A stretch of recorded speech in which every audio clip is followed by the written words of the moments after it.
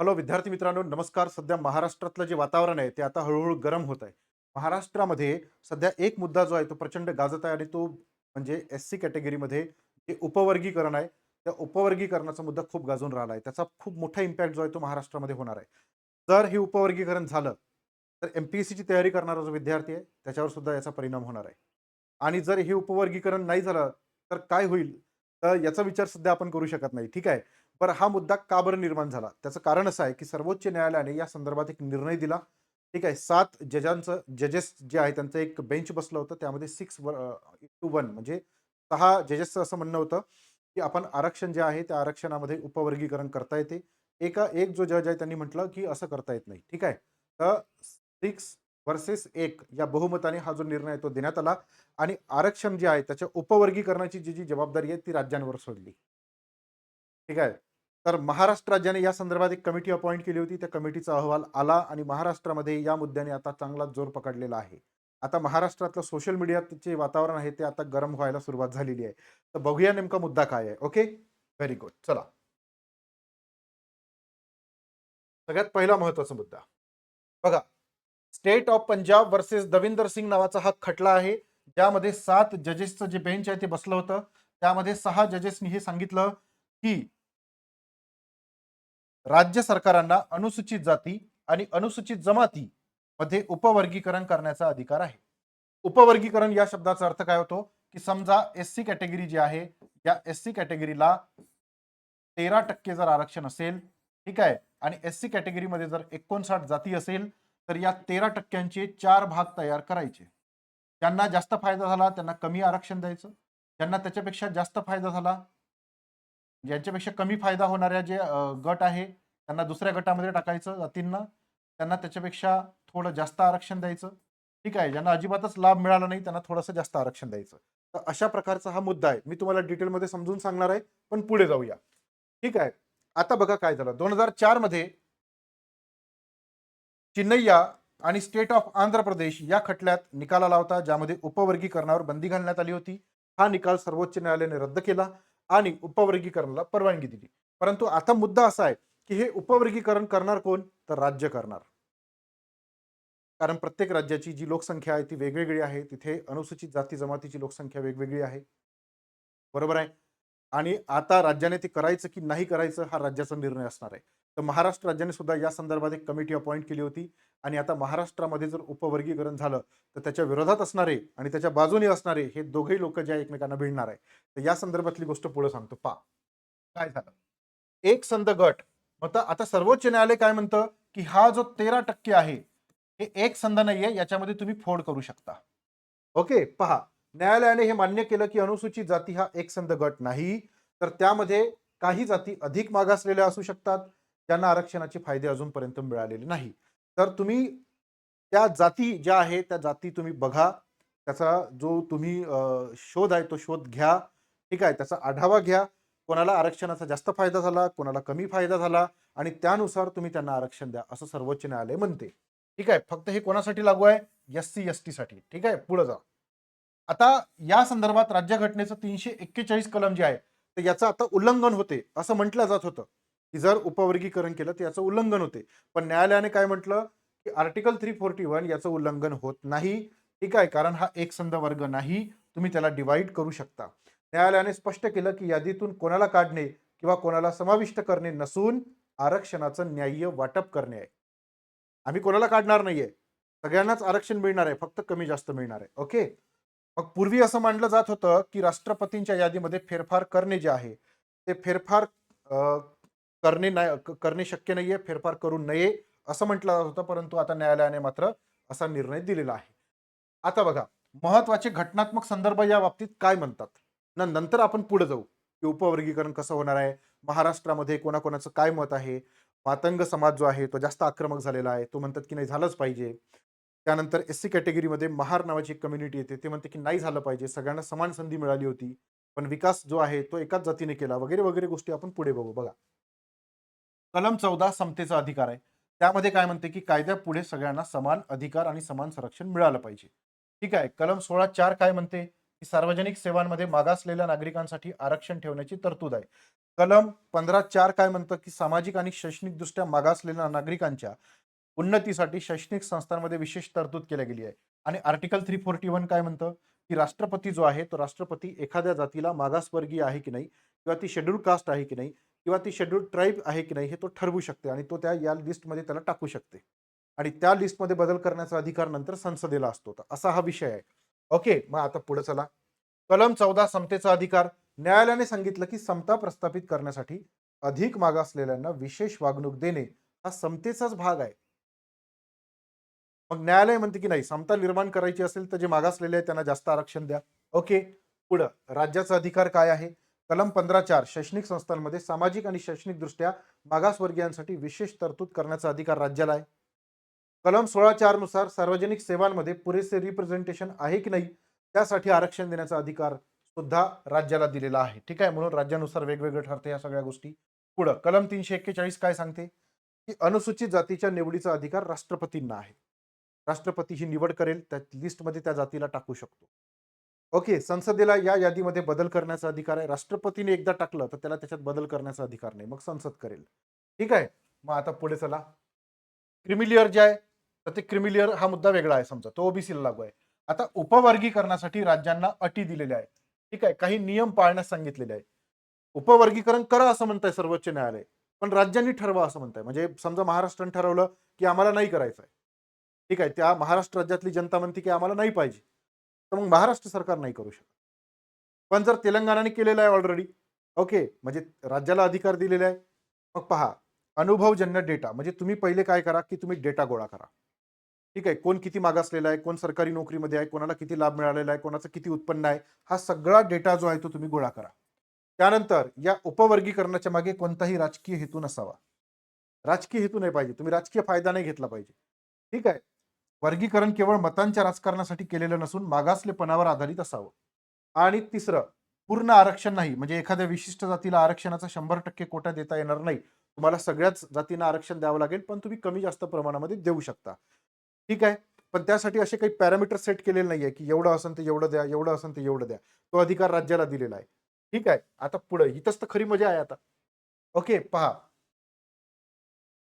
आता महाराष्ट्रात अनुसूचित जाती आरक्षणाची उपवर्गीकरण आता कसं पहा. भारत देशामध्ये जी एससी कॅटेगरी आहे त्यामध्ये एकूण 59 जातीचा समावेश केला जातो. या 59 जाती ज्या आहेत त्यामध्ये महार आहे, नवबौद्ध बौद्ध आहे, ठीक आहे, त्यानंतर मातंग आहे, चर्मकार आहे, वाल्मिकी आहे. ठीक आहे, तर ह्या जाती आहे. यामध्ये सर्वाधिक जास्त विकसित असलेली जी जात आहे ती कोणती आहे? म्हणजे ज्यांनी स्वतःचा विकास करून घेतला.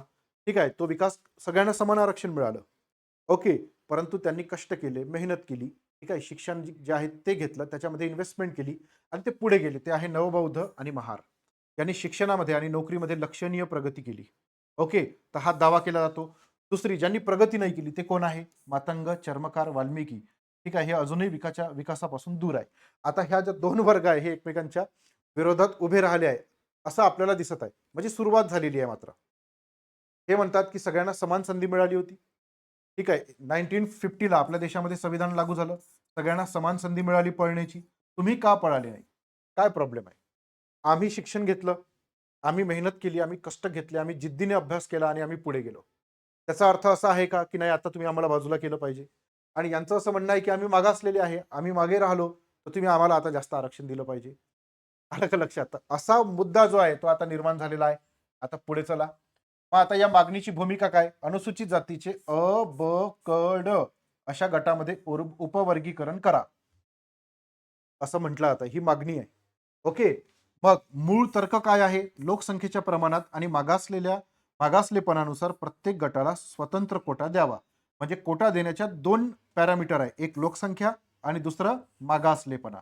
या बेसिसवर तुम्ही आरक्षण द्या. ठीक आहे. या उपवर्गीकरणामुळे दलित समाजामध्ये फूट पडेल आणि अंतर्गत वाद निर्माण होतील. ही विरोधी पक्षाची भूमिका आहे.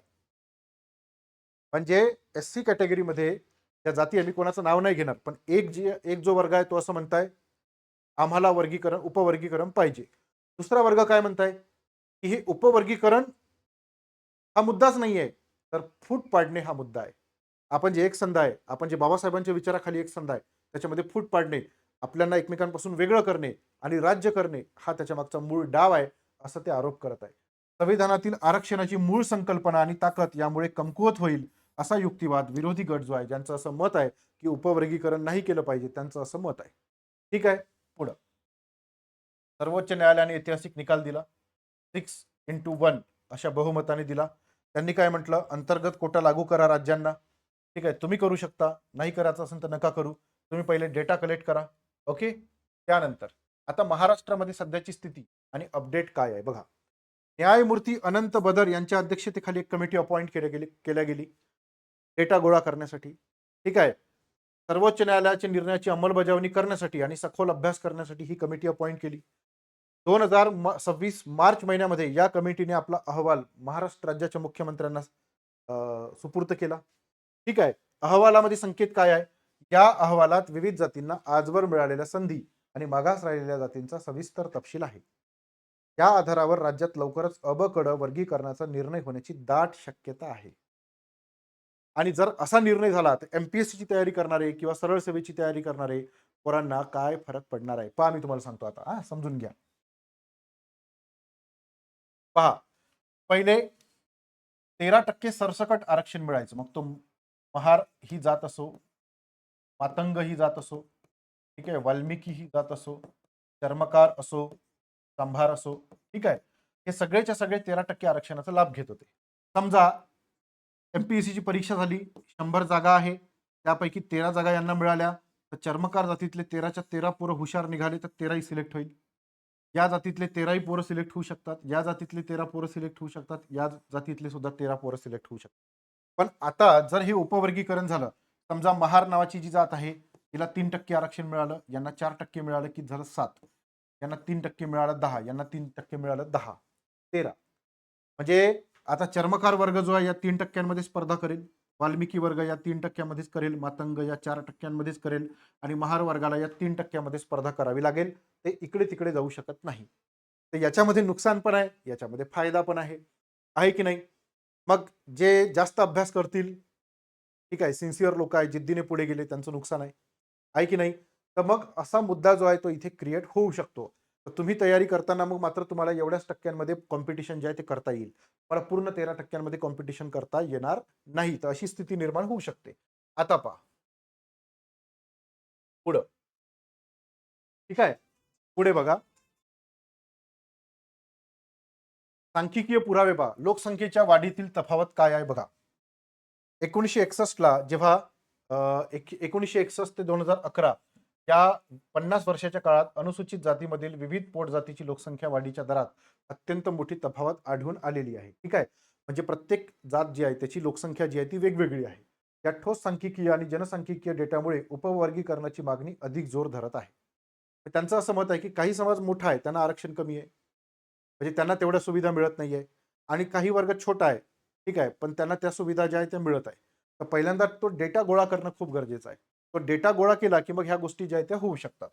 पुढे प्रमुख आव्हाने आणि मतप्रवाह काय आहे बघा. सगळ्यात पहिल्यांदा हा जास्त महत्वाचा मुद्दा आहे. पहिला न्याय, मातंग आणि इतर समाज, आणि इकडे नवबौद्ध आणि इतर गट. ठीक आहे, समर्थन कोण करताय उपवर्गीकरणाचं, मातंग समाज. विरोध कोण करताय, नवबौद्ध आणि इतर गट. ठीक आहे. पहा, न्यायाच्या बाबतीत त्यांचं काय मत आहे. आरक्षणाचा लाभ शेवटच्या घटकापर्यंत आणि उपेक्षित समाजापर्यंत पोहोचेल, असं यांचं मत आहे. विरोध करणारे जे नवबौद्ध आहेत त्यांचं मत काय, की हे संविधानातील आरक्षणाच्या मूळ तत्वाच्या आणि उद्देशाच्या विरोधात आहे. एकतेच्या संदर्भात यांचं काय मत आहे, ज्यांना आजवर हक्क मिळाला नाही त्यांना खऱ्या अर्थाने न्याय मिळेल. आणि यांचं असं मत आहे की यामुळे दलित समाजामध्ये अंतर्गत वाद निर्माण होईल, मोठी फूट पडेल. उद्या समजा, उद्या यांचं असं का मत आहे, अ ब क आणि ड असे जर वर्ग पडले समजा, तर हा सगळ्यात महत्वाचा मुद्दा आहे. आणि उद्या गव्हर्नमेंटनं समजा ह्या अ वर्गाच्या बाबतीत काही निर्णय घेतला, तर ब क आणि ड तिथे येतील का त्यांचं समर्थन करायला? नाही. ते म्हणतील आम्हाला काय करायचं आहे, त्यांचं आहे तिथे पाच बसतील. त्यानंतर जर ड वर्गाच्या बाबतीत काही निर्णय घेतला, तर अ ब क जातील का त्याला हेल्प करायला? नाही जातील. ड वर्गाचा आहे, पाच बसतील, आपल्याला काय करायचं आहे. पण सध्या काय परिस्थिती आहे, सध्या 13% आहे. याच्यामध्ये सगळ्या जाती येत आहे. जर या 13% धक्का लागण्याचा प्रयत्न झाला तर हे अ ब क ड सगळे येणार की नाही? सगळे येणार. मग त्यांचं काय मत आहे जे विरोध करताय, की हा फूट पाडण्याचा प्रयत्न आहे. तुम्ही याला दाद देऊ नका. ठीक आहे. आपण वेगळे होऊ. मग आपण संघर्ष करू शकणार नाही. आपली एकता जी आहे ती तुटेल. ठीक आहे. आपली ताकद कमी होईल आणि हाच मेन उद्देश आहे, असं त्यांचं मत आहे. ओके. तुम्हाला समजलं असेल मला काय म्हणायचं आहे. पुढं डेटा. जुन्या जनगणनेच्या आधारावर लवकरात लवकर आरक्षणाची योग्य वाटप करा म्हणताय. यांचं काय म्हणणं आहे? अद्ययावत जातीनिहाय जनगणनेशिवाय हे वर्गीकरण अत्यंत अन्यायकारक ठरेल. यांचं काय मत आहे? तुम्ही जातीनिहाय जनगणना करा. ठीक आहे. त्यानंतर मग बघू आपण पुढचं काय आहे. समजलं? धोरणाचे राजकीय आणि सामाजिक परिणाम काय होईल बघा. आगामी निवडणुकांवर प्रभाव पडेल. महाराष्ट्रामध्ये वर्गीकरण लागू झालं तर निवडणुकांवर आणि राजकीय समीकरणावर मोठा परिणाम होईल. आपल्या देशामध्ये इलेक्शन हे जातीनुसार होतात. लोक जातीसाठी माती खातात, तुम्ही बघितलं असेल. नागरिकांचा सहभाग. सरकार सध्या या निर्णयावर विविध सामाजिक संघटना, गट आणि नागरिकांच्या हरकती तसेच सूचना मागवत आहे. आलं का लक्षात? आणि आतापर्यंत जवळपास 33,000 हरकती आणि सूचना ज्या आहेत त्या गेलेल्या आहेत. ठीक आहे. 33,000 पेक्षा. म्हणजे विचार करा की हा मुद्दा किती गंभीर आहे. आपल्याला अजून ही गोष्ट माहीत नाहीये. तर मग आता निष्कर्ष बघा. आरक्षणापलीकडचा सखोल वाद काय आहे? हा विषय आता केवळ नोकरी किंवा शिक्षणातील आरक्षणापुरता मर्यादित राहिलेला नाही. तो राज्याच्या सामाजिक रचनेच्या मुळाशी पोहोचलेला आहे. हा विषय आता सामाजिक न्यायाचं समन्वयी वाटप की राजकीय फायद्यासाठी केलेलं विभाजन या 2 गोष्टींच्या वादात अडकलेला आहे. विरोधी पक्षाचं काय म्हणणं आहे, की हा न्याय नाहीये. तर इथे राजकीय फायद्यासाठी हा निर्णय घेतला जात आहे. हं, समजलं? ओके. पुढे जाऊ. आता या बाबतीत तुमचं काय मत आहे? तुम्हाला काय वाटतं, की हा जो निर्णय घेतला जात आहे, तो राजकीय फायद्यासाठी घेतला जात आहे, की समाजामध्ये फूट पाडण्यासाठी घेतला जात आहे? जसं काही लोकं आरोप करतायत, की हा खरंच न्याय देण्यासाठी, सामाजिक न्याय जो आजपर्यंत नाही मिळाला, तो देण्यासाठी हा निर्णय घेतला जात आहे. याबद्दल तुमचं काय मत आहे? हे तुम्ही मला कमेंट बॉक्समध्ये नक्की. पण जर हा निर्णय झाला, तर मग मात्र आपल्या एम-पी-एस-सीच्या ज्या परीक्षा घेतल्या जात आहे, तिथे जे काही गट आहे, जे आरक्षण दिलं जात आहे, त्याच्यामध्ये मोठे बदल होतील. विद्यार्थ्यांच्या जीवनावर त्याचा नक्की प्रभाव पडेल. आणि नाही झाला तर जे चालू आहे तेच चालू राहणार आहे. ओके. तर विद्यार्थी मित्रांनो, लेक्चर तुम्हाला कसं वाटलं हे मला कमेंट बॉक्समध्ये नक्की सांगा. ओके. तुमच्या प्रत्येकाच्या कमेंट ज्या आहेत त्या मी बघतो, वाचतो. आणि जर तुम्हाला 2027 ची राज्यसेवेची परीक्षा द्यायची असेल, चांगली तयारी करा. आम्ही तुम्हाला योग्य मार्गदर्शन प्रोव्हाईड करतो. टू दी पॉइंट शिकवतो, बेसिक टू ॲडव्हान्स शिकवतो, आन्सर रायटिंगची प्रॉपर प्रॅक्टिस करून घेतो. लाईफ टाईम सपोर्ट तुम्हाला या बॅचच्या माध्यमातून मिळतो. 2027 ची ही बॅच आहे. ठीक आहे. या बॅच जे आहे, या बॅचला जर तुम्हाला जॉइन करायचं असेल, कमेंट बॉक्समध्ये तुम्ही मला नक्की सांगा. तुमची 2027 ची पूर्ण तयारी आम्ही करून घेऊ. आणि जर कंबाईनची तयारी करत असाल, तरी आपल्याकडे 2027 ची बॅच आहे. 2026 च्या बॅचेस भरलेल्या आहे. या बॅचला सुद्धा तुम्ही जॉइन करू शकता. ठीक आहे. चला, thank you very much. Subscribe करायला विसरू नका. Bye bye. Take care.